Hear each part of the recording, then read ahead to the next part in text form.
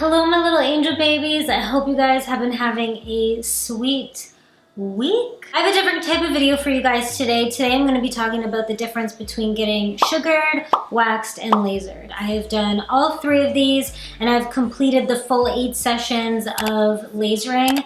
Actually, I've technically done 9, so I feel like I have enough insight on the differences, the pros, the cons, my personal preference, what I found with each experience, because I know if you are like me, I will literally research to no end to figure out every single thing about a certain type of service that I'm interested in, other type of services that do the same thing, what would be better, what has more benefits. I'm very picky with that stuff. Like the first time I got my eyebrows done, I literally researched everything down to the exact person I would be going to see at a very specific salon. So I wanted to make a video for anybody who might be similar to me in this instance and you really just want one video that gets all the points out, all the information that you might need. Hope you guys enjoy. Leave it a like down below to let me know if I did achieve that, if I shared some good information with you guys. And without further ado, let's hop right into this video. Okay, so I'm gonna start off with the first service that I ever did, and that was sugaring.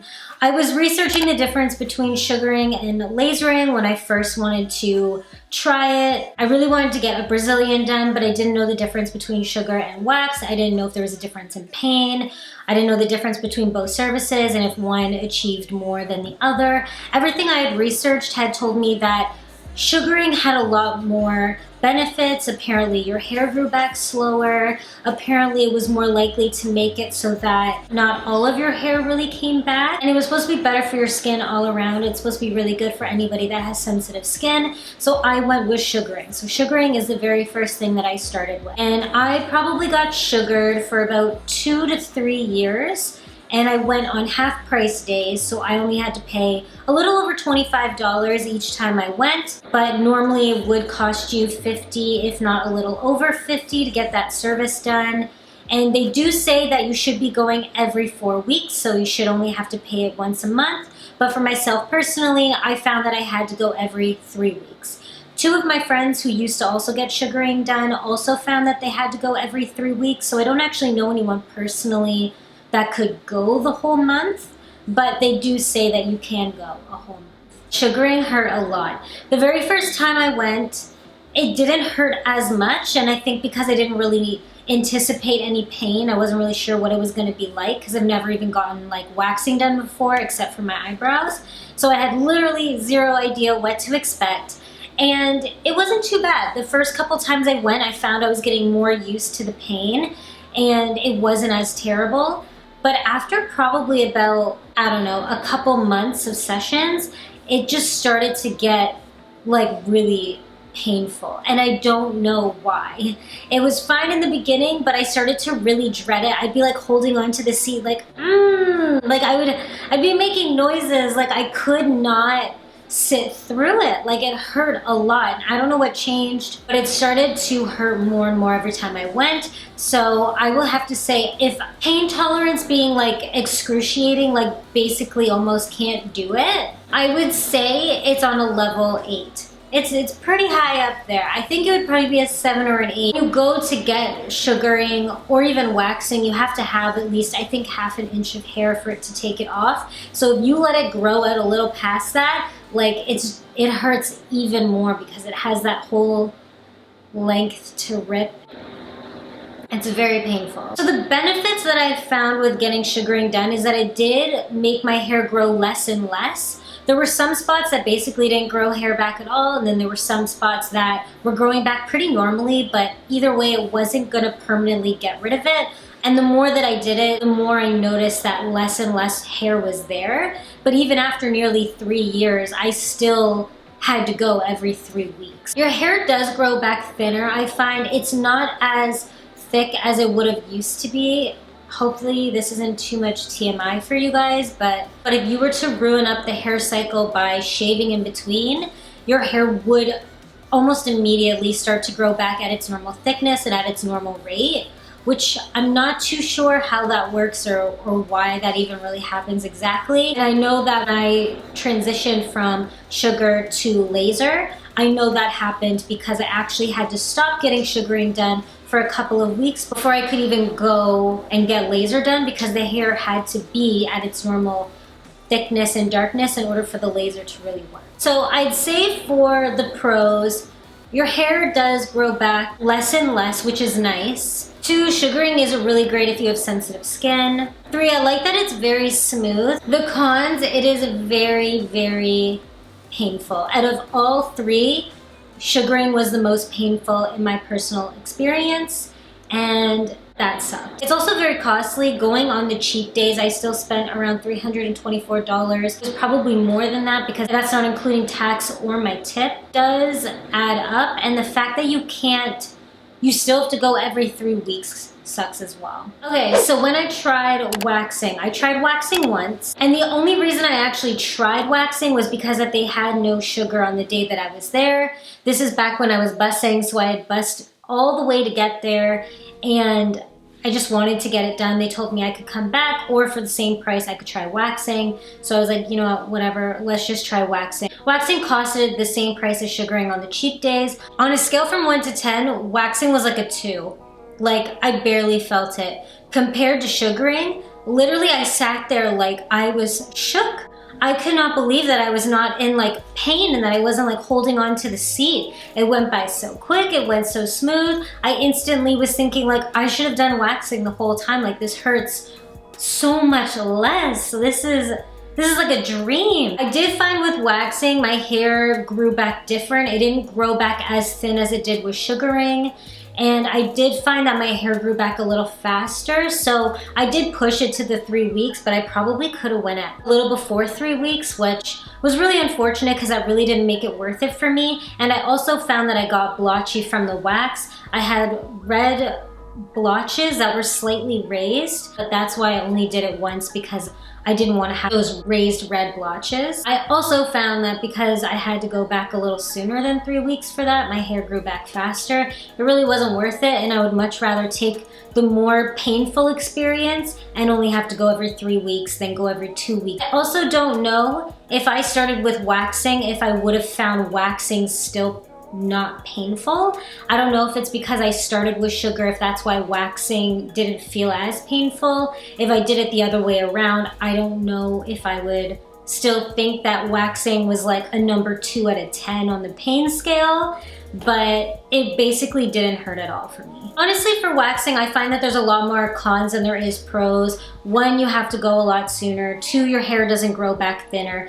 3, if you have sensitive skin, even if you're not normally sensitive skin, like I don't have sensitive skin, but I guess in that one spot I am. I did find that I got the red blotches, which was a no-go. That was a no bueno for me. The only pro I really have for waxing is that it hurt way less than sugaring. All in all, I wouldn't suggest waxing to anybody. I would highly suggest sugaring over waxing for sure. Okay, so lasering is what I do now. I've been doing lasering for a little over a year. I've had a total of 9 sessions. So the lady that I go to told me that typically you would do about 8 sessions. You come every 6 weeks for 8 sessions, and then after that you are typically only supposed to have to go every once in a while for a touch-up. Lasering is supposed to be able to actually kill off your hair and make you hairless. I do know some people who have been able to get lasering done and don't have to go that often to get touched up, that the hair is gone and they're set, that they literally only have to go maybe once a year, if that, for a touch-up. So I do know lasering does work to actually permanently remove hair. I just know for myself that was not the case. So I found a really amazing lady who does my lasering. I was referred to from a friend, so I got a special price. So I actually pay $60 and I get Brazilian done and something I've never done before, which was my underarms, which I did not do with sugar or wax. I only did Brazilian. You actually get more done for a cheaper price. Obviously, if I got sugaring done and I did more than just Brazilian, I'm pretty sure it would probably cost you more than $60 on a full price day. I don't know about half because I never did it before, but I know that underarms is typically sold as a separate service. So the fact that I got both done for only $10 more than what would be just a Brazilian for sugaring was a steal. So for me, I have done 9 sessions total. The first 5 sessions, I didn't really notice a difference. I found that my hair was still growing back at a pretty regular rate. I was finding that there wasn't really very many spots that were starting to like die off. And I do know that it searches for the dark pigment. So if your hair is thin, or if you have blonde hair, gray hair, hair that's not very dark or very coarse, it's going to be a lot harder for it to find and zap. So I don't know if my hair just isn't dark enough. Whatever the case is, it wasn't zapping it as well as it would have on someone else who had darker hair or someone who had more coarse hair, thicker hair. But I did notice on the 6th session, that's when I started to see a difference. I assumed by the 8th session it would be completely gone, as before my last session I went for one more thinking that maybe I only needed to go one more time, but my hair is still growing back. Not in all places, it's pretty much gone in a good portion of it, but it's still enough that I do still have to go every 6 weeks, which is a little upsetting, but there's nothing I can do about it if my hair isn't dark enough for the laser to actually find it and get rid of it. On a pain tolerance level, I have had the highest voltage that is allowed just because my hair was still growing back at a regular rate. So my laser lady went up to the highest volt and I felt nothing. Like, it does get a little warm and a little tingly, but on a pain scale, it's a 0. And if I really had to give it a number, it would be like a 1. Sugaring hurts the most, waxing, and then laser. Like, laser basically felt like nothing, but I do know 2 other people who went to go to the same laser lady. My one friend who is darker in skin color, she finds that it hurts a lot. It does look for that darker pigment. So instead of just zapping the dark hair, it's kind of zapping everything on her. So she finds it a lot more painful and she has to have it on a lower level. And I know for the other girl, she actually is in lighter skin tone than me. Her hair is a lot thicker and she finds it really painful. So I think it depends on how darker skin tone is or how thick your hair is on what the pain tolerance is going to be. So price-wise, the amount of times that I went for laser in the last year from when I started, I only saved like $24. But if I wasn't going on half price days for my sugar and waxing, which I don't actually know a lot of places that do half price days, then I actually would have saved $300 a month. But because I did have half price, it really only came out to roughly $24, but I also didn't include my tips and tax, so it might be a little bit bigger than that. But it's still worth more for me because 1, the hair actually does have the potential to go away and not come back. 2, it's a lot easier to manage. 3, you only have to go back every 6 weeks, which is a plus. You can go a really long time before your hair comes back, or even if your hair starts the first initial grow, it doesn't grow as fast after. Sometimes you'll get a little bit of a prickle and it just kind of stays like that for a really long time, and until the 6th week you don't really notice that it's kind of, okay, now we need to get rid of it. So even if it doesn't permanently go away, it doesn't grow back as fast as it used to, which is a plus. The cons is that it doesn't work for everybody, but honestly, you still have a better chance at having your hair go away permanently from laser than you do with sugaring and waxing. Sugaring and waxing doesn't actually promote that it can permanently get rid of hair. It just helps it slow the process down so that it doesn't come back as quickly. Whereas with laser, you do have the opportunity for it to go away if it works for you. For myself, I still personally will keep going and getting lasering done. There's way more benefits to it in my personal opinion, and I am hoping that maybe after a couple more sessions, maybe it will still get rid of my hair.